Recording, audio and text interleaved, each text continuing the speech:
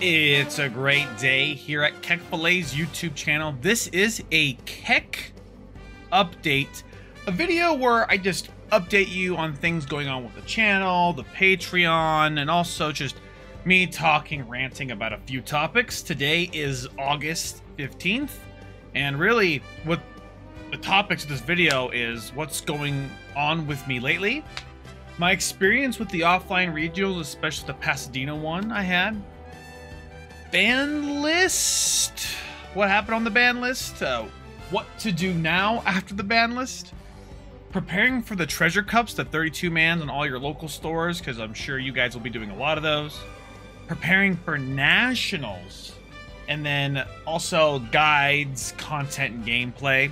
I first wanted to start the video off by asking a question to you guys. Should I be making a lot of these videos into a shorter 2 to 5 minute video just talking about certain topics like this? I find I end up just making one bigger video talking about a lot of things and having it kind of put together, and I don't know if that's better for you guys or not, but I wanted to at least ask you that. So please answer me down in the comments or in my Discord, or just PM me kind of what you guys think. I guess I'm just trying to see what's the best way to give you guys content that isn't just content for content.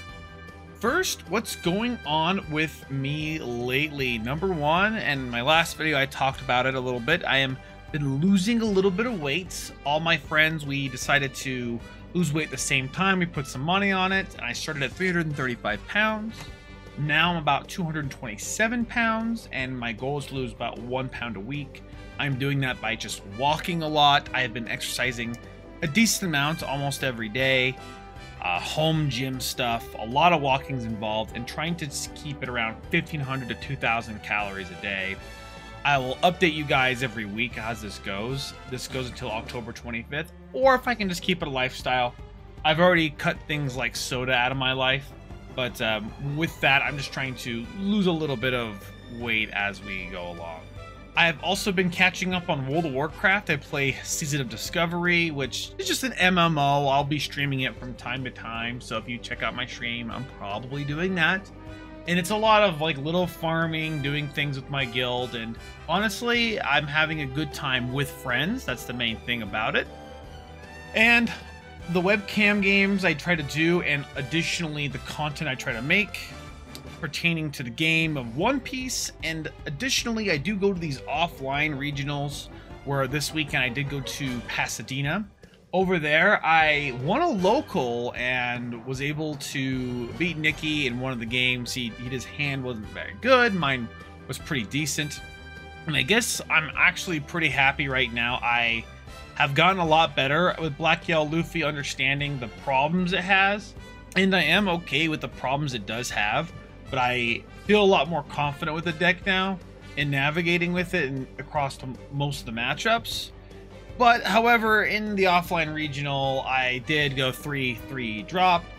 The first game I lost 2-0. That saw a lot of triggers. I really couldn't have done anything. I was not mad about that game.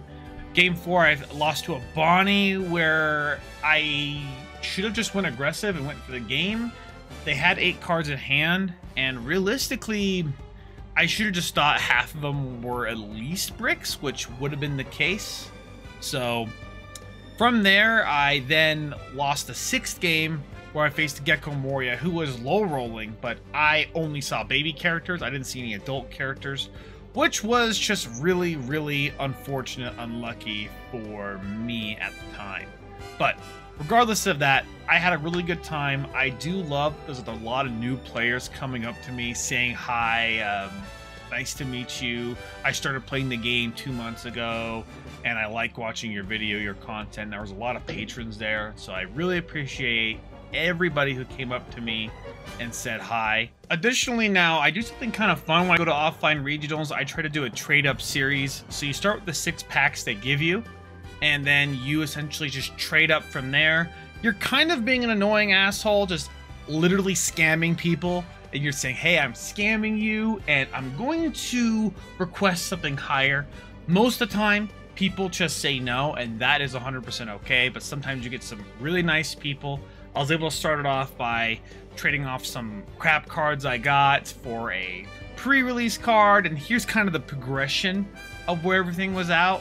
Shoutouts to Sam. He traded a $4 card for a $20 card, and then I went to $25 in cards. And then shout out to Ralph, I got $60 in cards.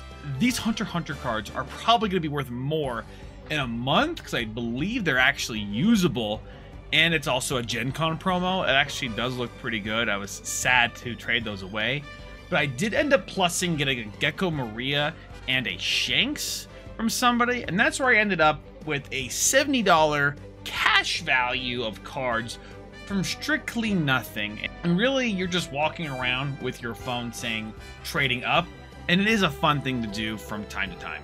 I want to talk about the ban list, where the ban list, they banned Red Purple Law and Stage. Obviously, in my previous video, I think they should do a lot more, but Bandai doesn't want to do that now. This is where we're at with it. And that's effective September 6th, which means we actually have some time to do some things. People are still going to be playing Red Purple Law at locals and for store treasure cups. So you do have to prepare for that. And my general thoughts is it's a good thing. I like this change. I like an OPO 8, and for Nationals, I don't have to deal with this headache, and people are going to have to, one, innovate, or two, just be the meta, which I'll kind of go in what I think is going to be for prepping for Nationals. But the main thing is what to do now. What are we doing now? The main two things, we're preparing for locals, like the treasure cups for 32-mans, and then we're preparing for Nationals, which are two different things you want to prepare for, because you may want to still abuse Red Purple Law if that's a case, or even Stage. Now, the first thing with these treasure cups, in my opinion, these pronos aren't going to go for too much. I assume it's going to be like a $200 card. And I mean, I personally don't go to a local expecting to lose, so I do want to win. But with how many stores got them in my local area, it's now a problem of trying to navigate, okay, I can go to this one and this one and this one the same day, but maybe I don't go to that one, I choose this one. And I don't think all of them are going to be capped at 32 for days where, like, it's a Saturday and there's multiple the same day. So it's going to be a little bit tougher as far as that goes, and it might be like a more of a which one do I choose, because some might be easier than others. So try to navigate that the best you can. If your local scene is just popping off and everywhere is going to be full, good luck to you. Just get in as many as possible. If you live in an area like I do in Utah, there's enough stores and not enough people. There's a lot of people, but probably not enough people to fill out 32-mans everywhere. So you're probably going to have a little bit of funkiness going on as far as this shuffle of trying to find out which tournament it's going to be in. Now, the main thing is, me personally, I love playing Reiju. I might be kind of transitioning to Reiju for Nationals. However, I just got really decent with Black Yellow Luffy. I feel more comfortable with that than anything. I was doing a lot of Nami. What I did not like the aspect of working with Nami. It feels really, really bad. But I can see playing Nami at a national level as well. But right now, I'm focusing a lot more on Black Yellow Luffy, and specifically all these little key things going forward with that. Now, the main thing for Nationals I want to prep, and then I'm thinking, you know, you can play any of these meta decks. For Nationals, the main thing I want to prep is Attitude and actual Sharkness. Now, I want to make another video about this and how to Shark, but really it's how to not get Sharked. But we have to know the inner workings of a Sharker and how they do it so we can prevent it, right? If you guys didn't know, in a lot of events recently, especially the one this last weekend, I have personally seen people get sharked for missing a key moment where they forgot to buff their leader with these little characters plus 2k. It's kind of always implied, but you have to say it or you have to put a dice on there, and it is at a key point. There's a lot of effects that are like this, and my main first thing is just read your cards. In fact, read a lot of cards. Most cards that do anything usually do up to one of something, and there's an order. So I've seen a lot of things. Personally, I hate that the game is like this. I think there should be a rule of spirit of the game where this is what the skill is, and you can do maybe one or two things in a separate order. Like Houndblaze, you should be able to buff and then bottom deck, but for the skill, it's bottom deck and then buff, so it's really, really obnoxious. Or maybe it's the other way around. See, I'm already messing it up, and it's really frustrating. It really shouldn't be like that. Let's just all play Christian One Piece. However, with the way the rules are, I want to prepare not only myself, but you guys in how to shark, really how to not get sharked. I don't want you guys doing that in most capacities, especially if you're like, you're X2 and you're probably going to win anyway. If you're in a favorable matchup, there's no reason to shark. But I understand, like, big top cut situations, I have kind of annoying features. So this is going to be a video I'm going to prepare, prepping for nationals, but the main thing is preparing how to shark or not get sharked. I personally don't want to shark. A lot of my opponents, I know there's been some conspiracy with the whole 369 thing and me not letting it take back, but that's past me. But with that, I just want to be able to play a good game of One Piece and win a right way, but not also lose in a way where I misdid something and I feel really dumb just going through the actions with things. So next is actual guides. Now, I had a lot of guides prepped, both Law and Gecko Moria, but with this whole set being thrown out of order, I kind of want to do a more holistic guide. And I think personally, I would love to do a big old Reiju guide. The main thing is Reiju is going to be a very popular leader going forward, and I've always had kind of a good foothold on Reiju, and I actually know how to really annoy Reijus, actually, in a lot of ways. And so there are ways you can essentially win a lot of games by slowing them down. I will go over that, and also some tech choices in the future. So guides wise on the Patreon, I want to keep up with a lot of small things, and these bigger guides, they might slow down just for like a week or two, and then I'll get back onto the bigger guides with people prepping for nationals, especially these meta decks being, Enel, Nami, and Rob Lucci, Gecko Moria, etc., etc. Now, as far as the content goes, I want to do just more standard content. I actually want to do more rants videos. Maybe I'll throw like Subway Surfers on the side, just so you guys can watch something and hear someone just talk about the game. There's a lot of topics I'd like to just get my voice out with as far as things, and I actually do want to collaborate more with other people over Discord and just kind of get our thoughts together for certain topics. So let me know how you guys would essentially feel about that.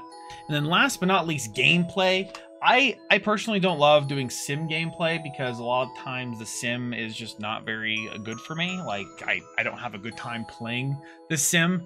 But on webcam, it does feel a lot better, and in person, I'm able to get a good recording and get good matches off. And I kind of want to do a little bit more of that match gameplay.